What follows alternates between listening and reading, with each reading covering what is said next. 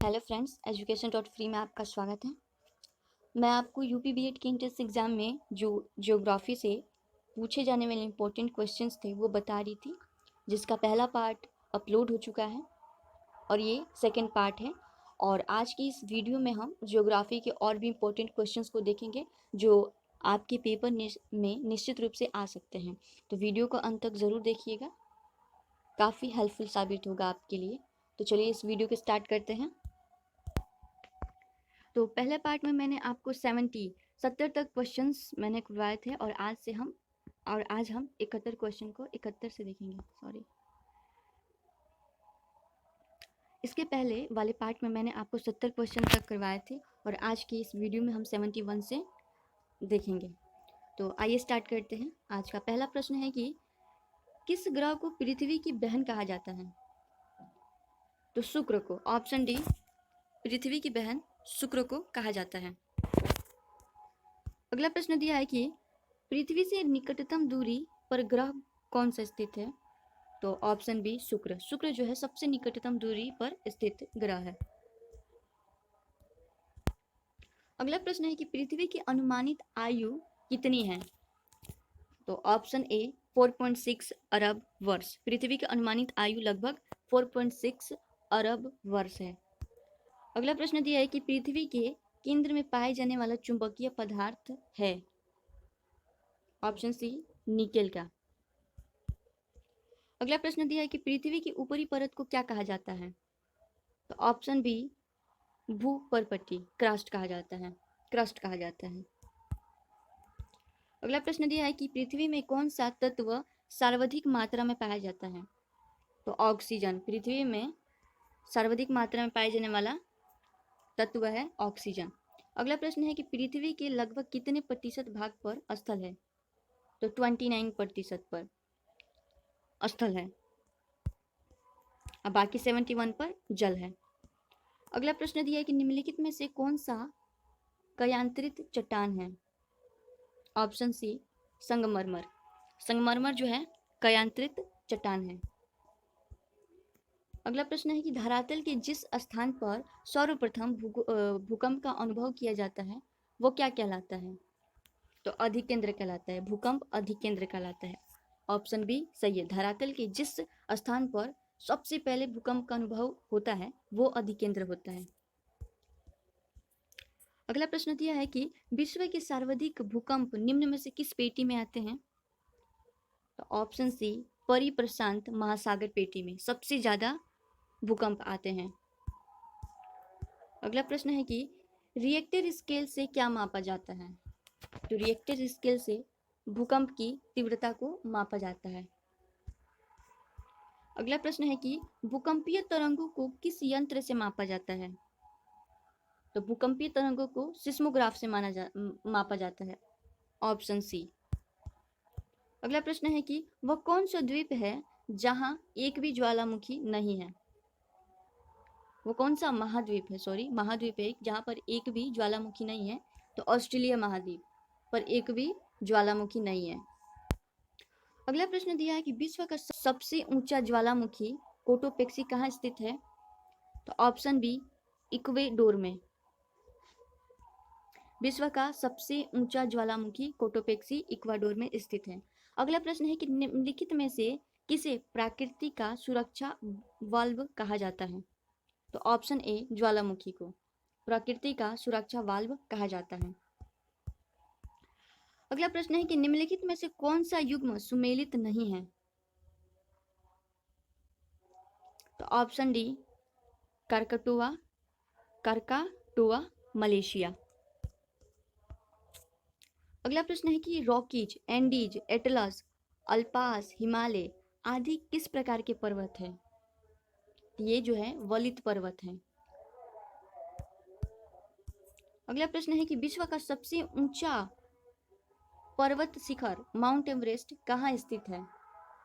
तो नेपाल में स्थित है। ऑप्शन सी, विश्व का सबसे ऊंचा पर्वत शिखर माउंट एवरेस्ट नेपाल में स्थित है। अगला प्रश्न है कि लोएस का पठार है पवनकृत। कैसा है? पवनकृत है। Option D. अगला प्रश्न दिया है कि विश्व का सर्वाधिक ऊंचा पठार कौन सा है? ऑप्शन ए तिब्बत का पठार सर्वाधिक ऊंचा पठार है। अगला प्रश्न दिया है कि निम्नलिखित में से किस देश को हजार झीलों की भूमि कहा जाता है? ऑप्शन सी फिनलैंड को। फिनलैंड को जो है हजार झीलों की भूमि कहा जाता है, क्योंकि यहाँ पे बहुत ज़्यादा झील पाए जाते हैं, इसलिए इसका नाम हजार झीलों का भूमि बोला गया है। अगला प्रश्न है कि विश्व की सबसे मीठे पानी की झील कौन सी है? तो ऑप्शन ए सुपीरियर झील। विश्व की सबसे मीठे पानी की झील है सुपीरियर झील। अगला प्रश्न है कि विश्व का सबसे ऊंचा जलप्रपात कौन सा है? तो एंजिल। ऑप्शन सी एंजिल जो है विश्व का सबसे ऊंचा जलप्रपात है। ये सब क्वेश्चंस आपके एग्जाम में आ सकते हैं, कृपया इसे ध्यान दीजिएगा, ये बहुत इंपॉर्टेंट है। अगला प्रश्न है कि विश्व का सबसे बड़ा महासागर है? ऑप्शन ए प्रशांत महासागर। अगला प्रश्न दिया है कि विश्व का सबसे गहरा गर्त मेरियाना ट्रेंच किस महासागर में स्थित है? तो ऑप्शन ए प्रशांत महासागर में मेरियाना ट्रेंच स्थित है। और अगला प्रश्न दिया है कि पृथ्वी के कितने प्रतिशत भाग पर जल का विस्तार है? तो 71% पर। और स्थल कितने भाग पर है? तो 29% पर स्थल है और 71% पर जलमंडल का विस्तार है। अगला प्रश्न दिया है कि समुद्री जल में सर्वाधिक मात्रा में कौन सा लवण पाया जाता है? तो समुद्री झील में सर्वाधिक मात्रा में सोडियम क्लोराइड पाया जाता है। अगला प्रश्न है कि सबसे लवणीय सागर कौन सा है? तो ऑप्शन डी मृत सागर सबसे लवणीय सागर है। अगला प्रश्न दिया है कि पाक जल संधि किन दो देशों को अलग करती है? तो पाक जल संधि भारत और श्रीलंका को अलग करती है। अगला प्रश्न दिया है कि भूमध्य सागर एवं अटलांटिक महासागर को कौन सी जल संधि जोड़ती है? तो ऑप्शन डी जिब्राल्टर। जिब्राल्टर जो है वो भूमध्य सागर और अटलांटिक महासागर को जोड़ती है। अगला प्रश्न है दिया है कि पनामा नहर किन दो महासागरों को जोड़ती है? तो ऑप्शन बी प्रशांत एवं अटलांटिक महासागर को पनामा नहर जोड़ती है। अगला प्रश्न है कि स्वीज नहर किसे जोड़ती है? तो ऑप्शन सी भूमध्य सागर को लाल सागर से स्वेज नहर जोड़ती है। अगला प्रश्न है कि कौन सी नहर बाल्टिक सागर को उत्तरी सागर से मिलाती है? तो किल। ऑप्शन ए किल नहर जो है बाल्टिक सागर को उत्तरी सागर से मिलाती है। अगला प्रश्न दिया है कि कौन सा युग्म सुमेलित नहीं है? यहाँ पे जलधारा दिया गया है और उसकी प्रकृति दी गई है कि किस जलधारा की कैसी प्रकृति है। तो ऑप्शन ए है कि लेब्रेडोर, इसकी प्रकृति कैसी होती है? तो ठंडी होती है, ये सही सुमेलित है। दूसरे हैं अंगुलहास, इसकी प्रकृति गर्म होती है, ये भी सही सुमेलित है। क्यूरोसियो, इसकी प्रकृति भी गर्म होती है, जबकि गल्फ स्ट्रीम जो होता है इसकी प्रकृति जो है ठंडी नहीं होती है। अर्थात इस प्रश्न का उत्तर है ऑप्शन डी, ये सही सुमेलित नहीं है। अगला प्रश्न दिया है कि विश्व का सबसे ऊंचा जल ज्वार कहाँ आता है? विश्व का सबसे ऊंचा ज्वार कहाँ आता है? तो ऑप्शन बी फंडी की खाड़ी में। फंडी की खाड़ी में विश्व का सबसे ऊंचा ज्वार आता है। अगला प्रश्न है कि ज्वार भाटा की उत्पत्ति निम्न में से किसका प्रभाव अधिक होता है? ज्वार भाटा की उत्पत्ति में किसका प्रभाव अधिक होता है? तो ऑप्शन सी चंद्रमा का। चंद्रमा का प्रभाव जो है सबसे अधिक होता है।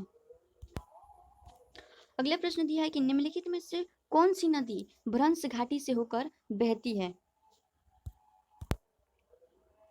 तो नर्मदा नदी। नर्मदा नदी जो है वो भ्रंश घाटी से होकर बहती है। अगला प्रश्न दिया है कि किस सभ्यता को नील नदी का वरदान कहा जाता है? ऑप्शन डी मिस्र की सभ्यता को। मिस्र की सभ्यता को नील नदी का वरदान कहा जाता है। अगला प्रश्न है कि वायुमंडल का सर्वाधिक स्थायी तत्व क्या है? ऑप्शन डी जलवाष्प सर्वाधिक स्थायी तत्व है। और आज का अंतिम प्रश्न है कि वायुमंडल में सर्वाधिक मात्रा में कौन सी गैस विद्यमान है? तो ऑप्शन बी नाइट्रोजन। वायुमंडल में सर्वाधिक मात्रा में विद्यमान गैस नाइट्रोजन है। ओके फ्रेंड्स, मिलते हैं नेक्स्ट पार्ट में। धन्यवाद।